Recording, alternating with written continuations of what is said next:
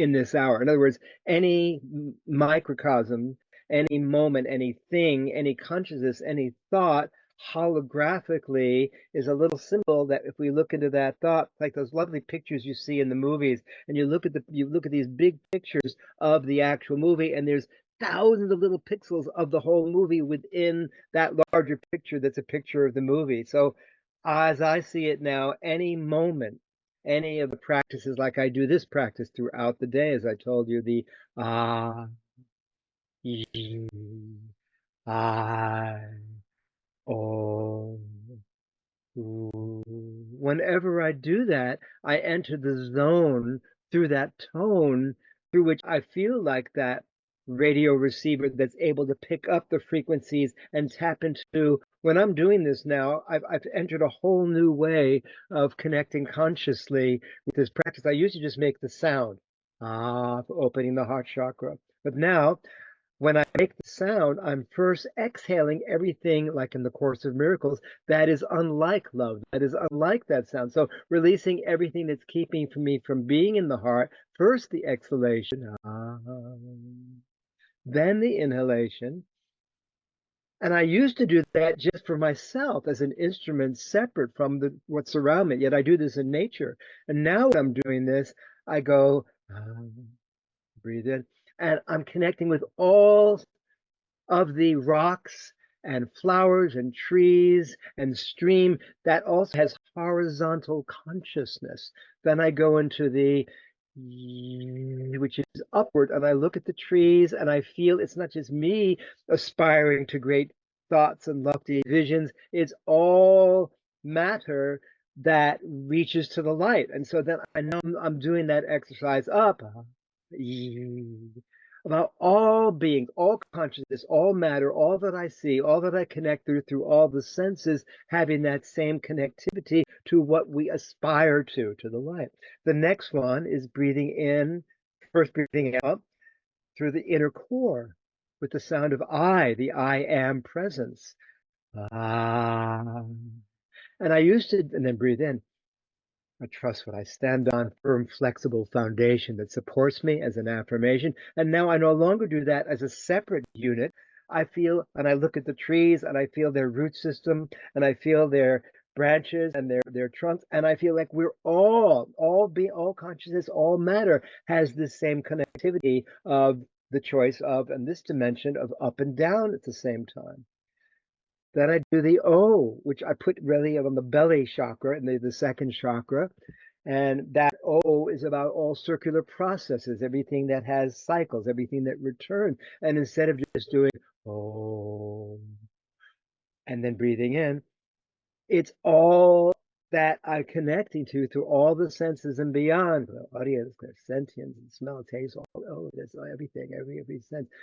Feeling that connection to circular processes. I am all it is. I fully receive what I most strongly desire, deserve, and decree for myself and evolving humanity and all sentient beings. And finally, the last sound, A-E-I-O-U, which is going down like a didgeridoo to the base of the spine, to the center of the molten earth, with the affirmation of something like, the more I trust what I deeply know, the more my thoughts, my words, my actions fully, just like the water flowing through me as I'm sitting in the waterfall doing this meditation, flow.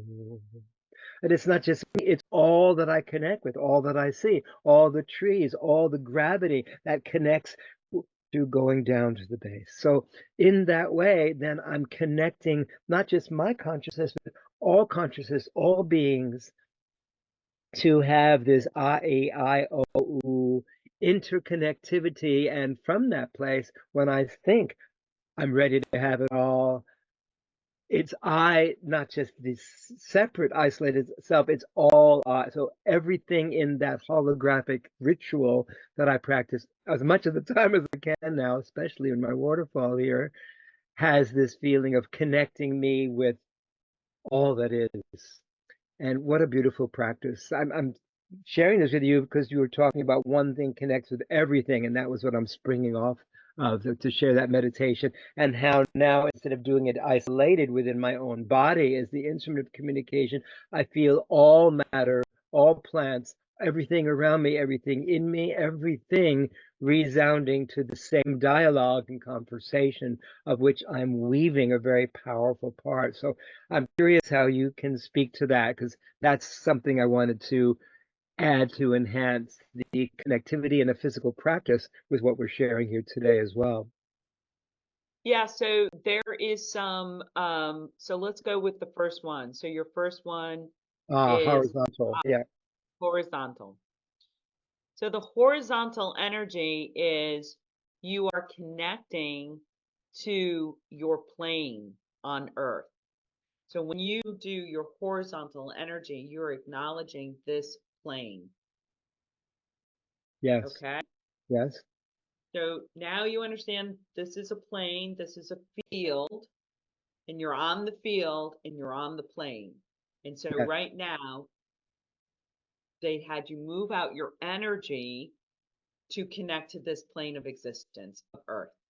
Sure. Okay, what's your That's the next first step. letter? It's A, I. The next one is E. Oh, That E. vibrates the neck chakra, the speech center. It's safe for me to share my wisdom, my warmth, my wonder with you. That Okay, activating, a feeling of completing grief, because there's grief in that area. And also the energy now goes up. This is upward movement. The sound goes up. okay.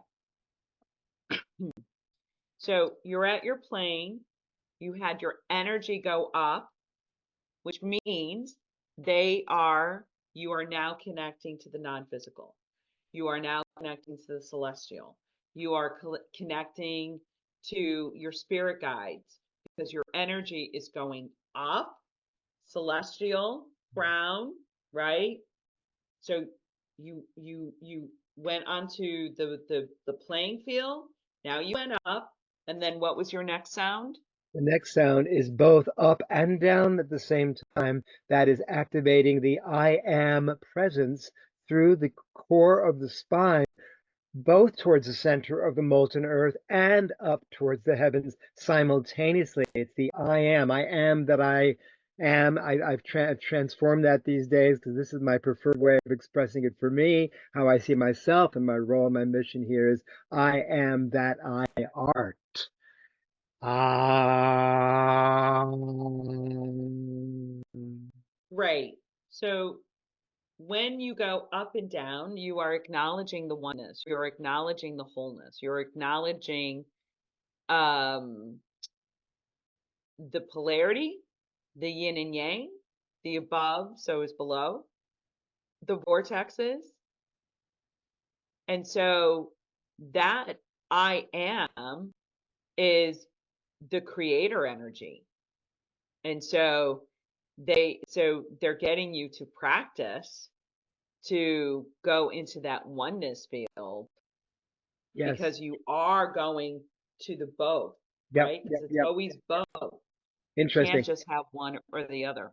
In the tarot deck, the card that's number one in the major arcana is the card for the magician.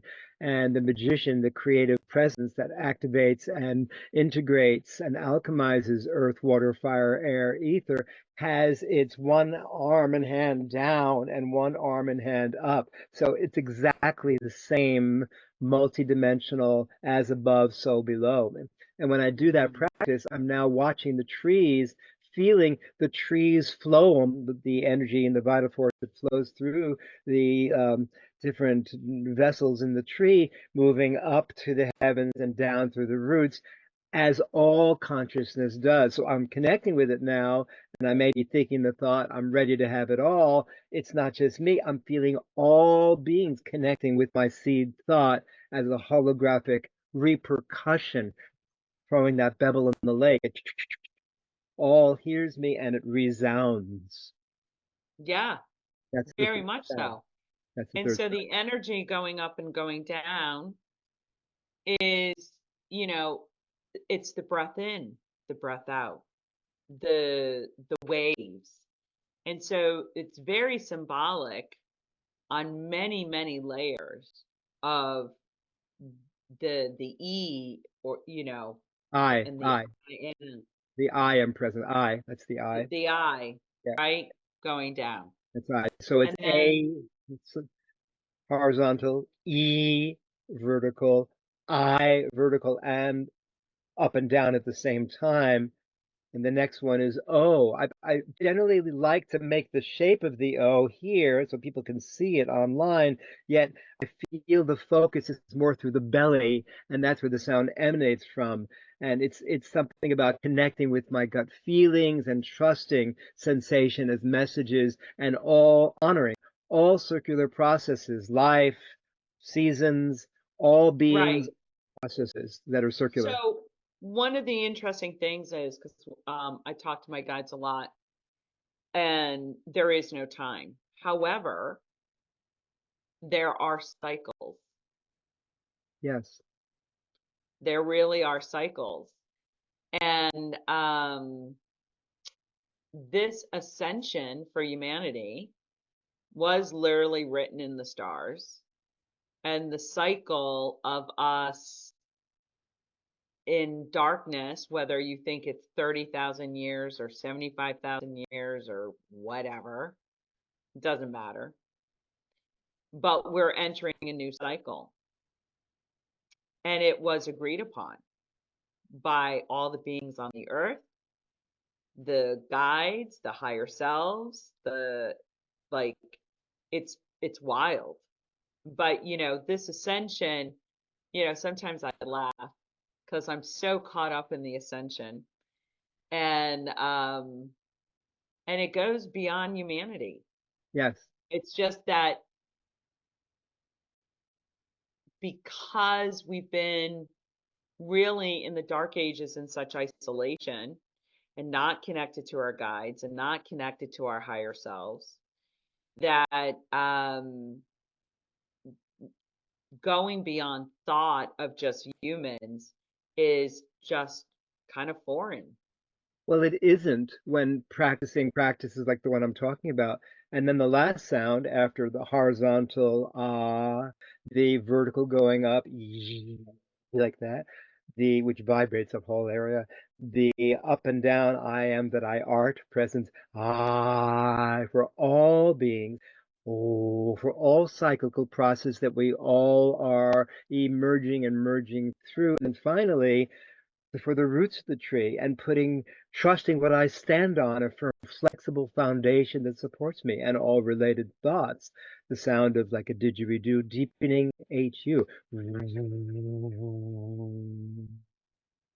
And that's great. And that's great that they're grounding.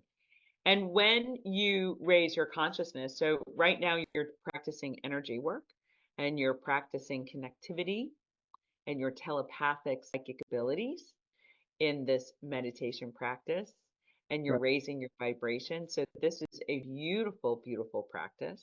Mm. And then once one of the delights in my awareness is that I see plants as little animals now, and I'm talking to insects telepathically. And I am seeing the earth as if a layer of film has been removed from my eyes. And it's just remarkable. And and it's funny because it feels almost like a Disney movie. It feels very magical Well, it is. that because it is. And it just shows that the awareness or our fear or our doubt and whatnot is it's just covering us to see the beauty and the true remarkability. Mm-mm. But yeah, so like that your waterfall has a consciousness and you can certainly talk to it and you are already interacting with your waterfall, but you can certainly talk to it and see how many different consciousness is part of that waterfall. Yeah, I'll be doing that later today. One of the things I notice, and I do this now as a regular practice, not only throughout each day, yet as a regular joyful discipline before changing gears. So when I leave the waterfall and I'm standing on the rocks, I keep my feet on the ground there and I face out the waterfall, and I do the same. Sometimes I do it in silence. It's a movement. It's actually a dance, which looks like this. Mm-hmm. And I just do that once. Sometimes I do it 5 times. I do it 5 times in the waterfall, and then one more time all at once. Ah, yeah, oh, with one movement and one continuous movement and one continuous sound. And then I move on and I leave. And I feel like I'm taking that increased vibration, as you mentioned, raising my vibration with me to whatever the next thing is, which is going to my car and driving up the hill. It's really mundane. Yet I'll sit in the car and I'll do another round of ye, I, oh, ooh, to breathe in. And then I'm ready for the next play. And I'm so, as you mentioned, telepathically, clairvoyantly, clairaudiently, clairsentiently, and the other senses too, awakened and open and receptive, that it's my preferred way to be. I used to feel more interested in connecting with other humans and getting more, I would say, even entangled sexually. And I have to say that same sexual energy, as much as I still hunger and long and enjoy relating with other fellow humans in that sexual way, this has become a preferred way of connecting through movement, sound, intonation, intention, thought, word, action, all aligned as one. And this has become my way of it's like having sex with the universe all the time, all the time, being in this state of fertility and instigation and provocation. And I feel it connects me with my higher purpose and my deepest longings, and helps everyone else do the same just by, I always thought about this. What do I want to do the most? Practices all day long, as much as possible, that put me in this state, this zone of radiating this immense joy and creativity. That's why I've shifted the words from I am that I am to what really feels true for me is I am that I art. Hmm. I am art. Yeah. So we are all weaving this creative tapestry from the unknown. For me, I'm much more comfortable in this place of the unknown. And then what comes from it, I don't know. But there's a feeling that as long as I'm receptive, I will bring in and I will transmute goodness. As long as I'm open to sounds that are harmonious, I will transmit harmony. So I keep returning to these simple A, E, I, O, U, and nurturing, inspiring, and empowering with those directionalities connected. Again, X, Y, Z. Again, that connects the full multidimensionality of thought, word, and action, interaction, and all realms of existence. How do you Yeah, with what I'm saying? you're so spot on. That's it. That's exactly it. That's exactly it. And, as you become into a different state of vibration, you are really managing your own vibration. And when you manage your own vibration, you can have access to different potentialities at a different state of vibration. And so it's interesting. The ascension, the word ascension means up, right? But in really what you're doing is you're going deeper into your own consciousness, to your own soul field, to uh, the oneness. And so I think it's uh I think it's a beautiful thing, and you'll be inspired to do the next thing or anchor it or whatever it is. You're in the flow. You're doing great. It's been a huge journey. My now I'm 72. When I began this journey consciously, I was 16. I was reading Hermann Hesse, Siddhartha. I was a champion springboard diver. I was studying with the man who brought it from the Europe to from the West, Marino, and psychodrama. then improvisational theater, and then court jester work, and with all the body therapy and work I had done on me, out came all this creativity, out came all this poetry, out came all this musing, these prophetic verses and plays, and it came from who knows where. And that was where, over 50 years ago, I said to myself, my goodness, if we are all like this, buried within our own landscapes, and we free the physical layers of tension, the emotional self-talk that keeps those tightnesses and old limitation beliefs in place, then from freeing the physical layer, the emotional layer, then and only then does the creative gifts of expression emerge for all of us. 50 years ago, I made a conscious choice. I didn't have these words back then, yet that's when I know you had some comments about it when we spoke last time. That's when the expression um, began to percolate, and over the last 4 or 5 years, I have been using the expression archaeologist of the soul. That I don't mean to be just talking about the heaviness of being an archaeologist, talking about bringing to light the denser layers, the lighter layers, and then the transformational, transmutational layers of when I am able to turn an upset, a grief, an emotion, a feeling of stuckness into some creative ritual through art, poetry, dance, singing. It has an ongoing, eternal way of freeing all beings from that same place of being held down to something far more magnificent that connects us all. This has become, more and more the journey that I am on, which is more an inner journey, where it started out as an outer journey. Now it's from the inside out that everything makes more sense. To be as alone as possible, because I am already connecting with somebody's soul, and I no longer seek to be entangled with one being. I feel like my devotion has now shifted to all creation, all life, all matter, all